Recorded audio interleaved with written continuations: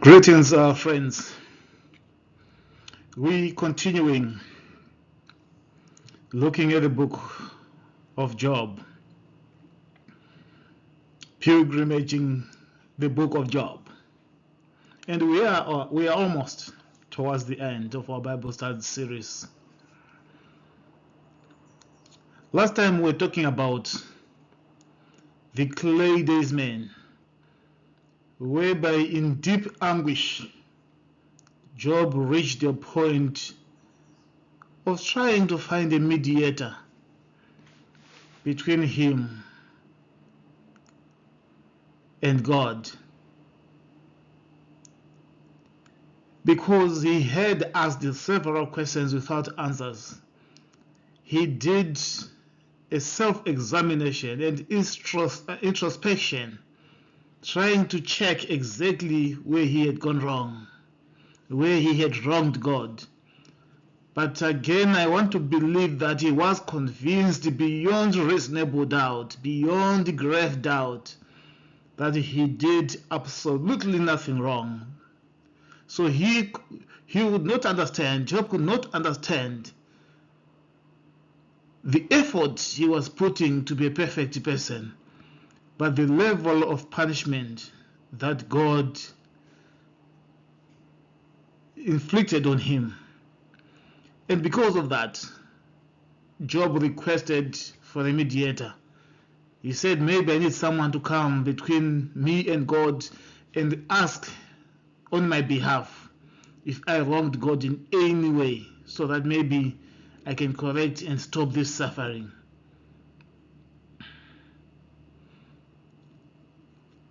Again, we hear from our last session how the young man Elihu helped Job to understand to understand the scenario, the situation that he was in.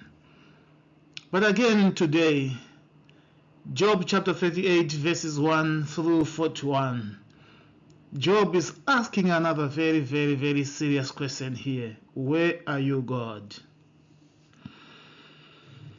The book of Job is very emotional, because I want to believe that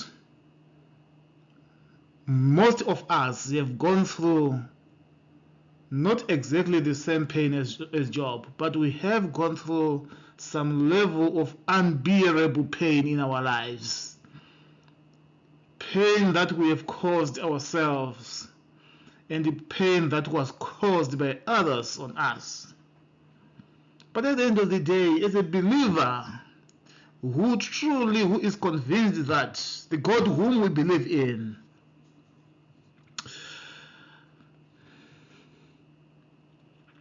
is a merciful God, whatever situation that you go through, at the end of the day, as a Christian, you believe that God would intervene and ease your pain, ease your challenges or your problems.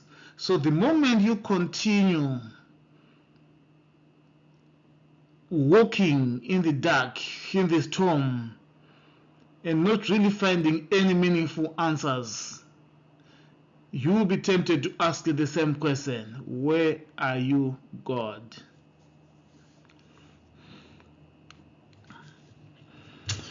The book of Job is primarily the basis of a key theological topic that we dealt with when I started doing theology. There is a topic which is very serious in Introduction to Christian Theology, which is called the problem of evil, or theodicy, the problem of evil. Why does evil exist? Who caused the evil?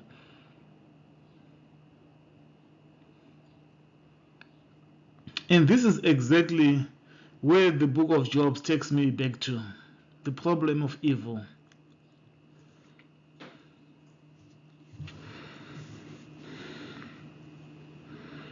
Recently,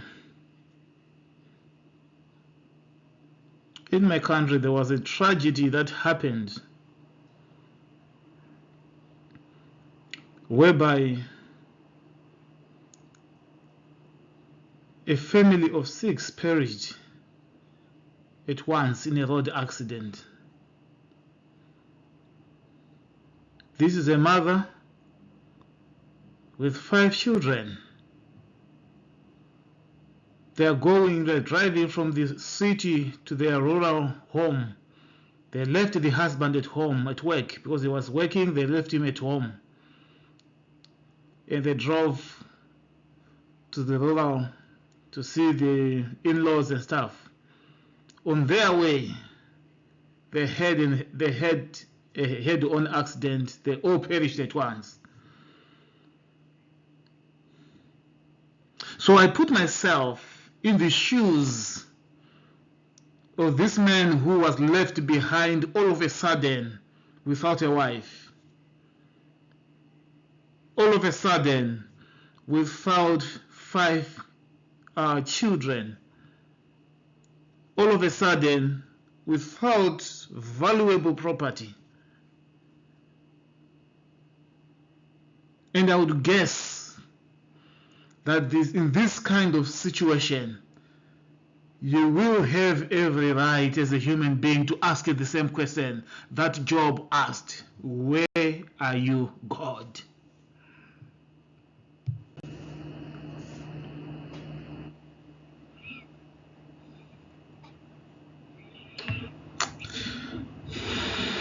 So in as much as Elihu would try to convince Job that there's no need for you, Job, to look for a mediator, a human mediator between you and God, because God is God, I would still think that that wasn't making sense to Job.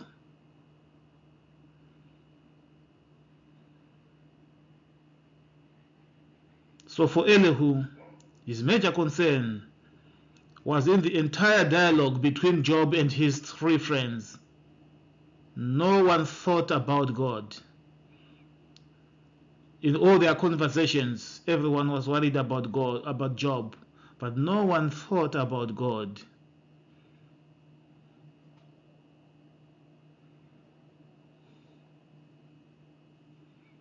And when Elihu was speaking to Job, Job did not respond. And I guess somehow Job was still trying to wrestle with the thoughts.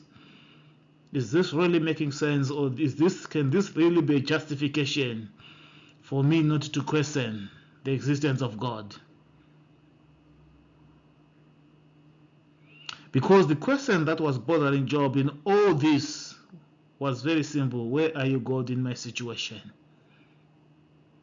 And this is a question seemingly very small or little, but it keeps on bothering us whenever we meet challenges in everyday life.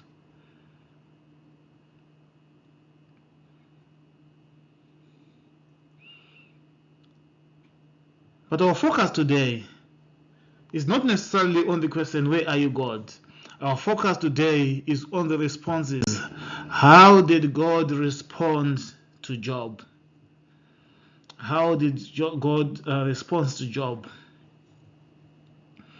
And God responded to Job with several questions, several challenges. I'm not sure whether this was fair or not, but I strongly feel that it was reasonable. There are some instances whereby if you are asked a question, you should counter the question for somebody to understand better. So God is doing the same thing. He's just countering Job's questions and trying to prove that he is still God. Where are you, God? That was Job's question, and God responded with several questions, including, where were you when I laid the foundations of the earth? It feels like God was being rude. Where are you, God, in my suffering? Then the response, where were you when I laid the foundations of the earth? Where were you, God, in my suffering? And the response comes, who marked the earth's dimensions? Where are you, God, in my suffering? And the response is coming, who laid the earth's cornerstone? Where are you, God, in my suffering? The response, who shut up the sea behind doors when it burst forth from the womb? Where are you, God, in my suffering? And the response, have you ever given orders to the morning or shown the dawn its place? Where are you, God, in my suffering? Have you seen the gates of the deepest darkness? Where are you, God, in my suffering? What is the way to abode the light? And where does darkness reside? Oh, Jesus. Those were serious questions. More confusing than Job's situation, I want to believe. Where are you, God, in my suffering? Have you entered the storehouse of snow? This is one thing that surprises us. These are the mysteries of God. These things naturally proves the existence of God. This is what we call natural theology. The moment you wake up, you see the ground all white with snow. If you can't see God in that kind of situation, then surely there's a problem in somebody's conscience. The next morning, the snow disappears. Few rains, the snow is gone. Give it 2 days, 3 days of snowing, the snow becomes heaps and heaps of snow. Have you entered the storehouses of the snow? Where are you, God, in my suffering? What is the way to the place where lighting is dispersed? Where are you, God, in my suffering? Does the rain have a father? Does the rain have a father? Who fathers drops of dew? Who fathers drops of dew? Friends, we are reaching the climax of our Bible study session. Very, very emotional, very touching, theologically deep and intensive. Theologically deep. Now, when life breaks apart, when prayers seem unanswered, when pain outlasts our strength, one question rises from the human soul again and again. Where are you, God? And that was Job's question too. You can't blame him. He was human. Job was not an atheist. He was a believer in agony. He had lost his children, his wealth, his security, and even the understanding of his friends. And in the middle of suffering, Job cried out for answers. But when God finally spoke, He did not begin with explanations. He began with questions. But I want you to be very understanding, my friends. Those questions were not meant to crush Job. They were meant to awaken him. God asked, where were you when I laid the foundation of the earth? In other words, Job, before your pain began, I was already building the worlds. Before your crisis, before your confusion, before your tears, God was already God.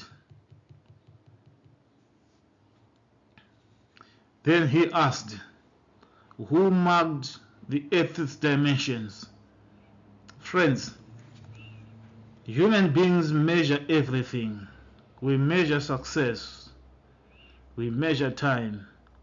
We measure money. We measure influence and even suffering. But God is reminding Job that the universe itself is measured by divine wisdom. What feels chaotic to us is not chaotic to God. What feels chaotic to us is not chaotic to God. God has never lost control of creation, and He has not lost control of your life. God is God. Then God asked again, who laid the earth's cornerstone? Friends, a cornerstone is what holds everything together. Job thought his world was falling apart, but God was saying, there is still a foundation beneath you that suffering cannot destroy. This is too powerful. There is still a foundation beneath you that suffering cannot destroy.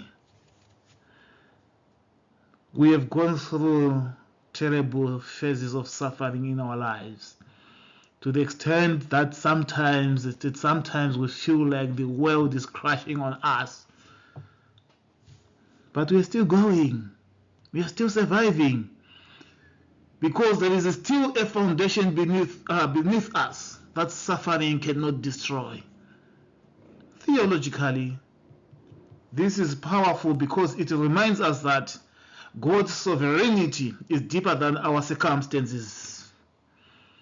God's sovereignty is deeper than our circumstances.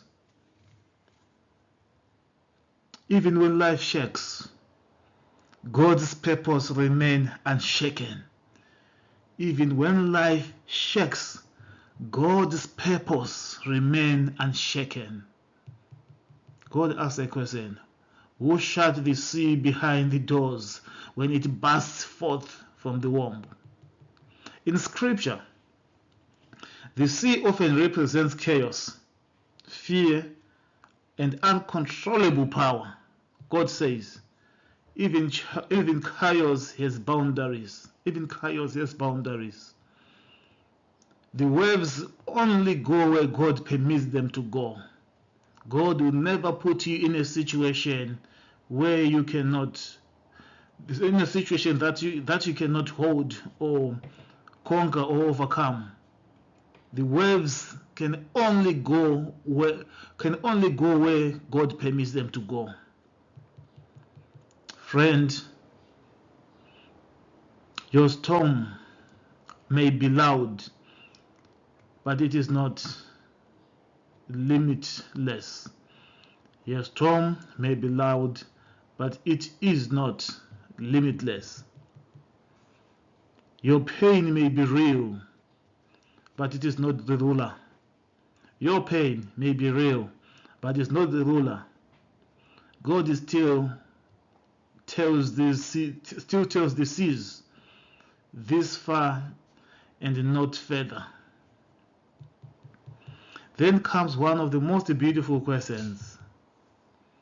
Have you ever given orders to the morning or shown the dawn its place? Job had seen many dark nights. Job had seen many dark nights. But God reminds him that every morning still arrives on a schedule, Jesus.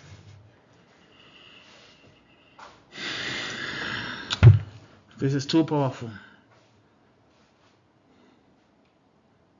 The book of Job is speaking to my life.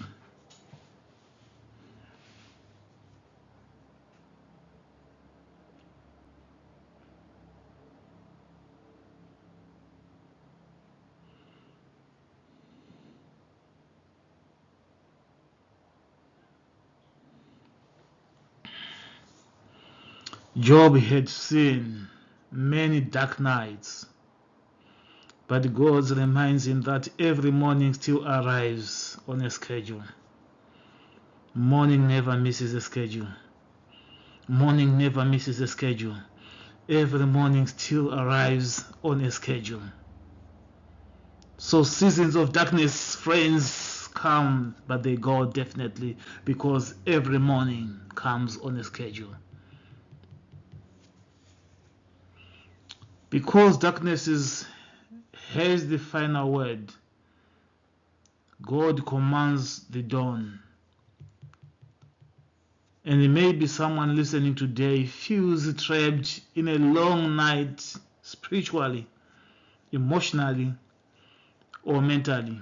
The message of God to Job is this: morning is still under my command. Morning is still under my command. You may not see the light yet, but God has not forgotten where dawn belongs. You may not see the light yet, but God has not forgotten where dawn belongs. Dawn has a place. One day your problems shall be over. Then God asks, have you seen the gates of the deepest darkness? God is acknowledging something profound. He knows that darkness exists. The Bible never pretends suffering is imagery. Suffering is not imagery.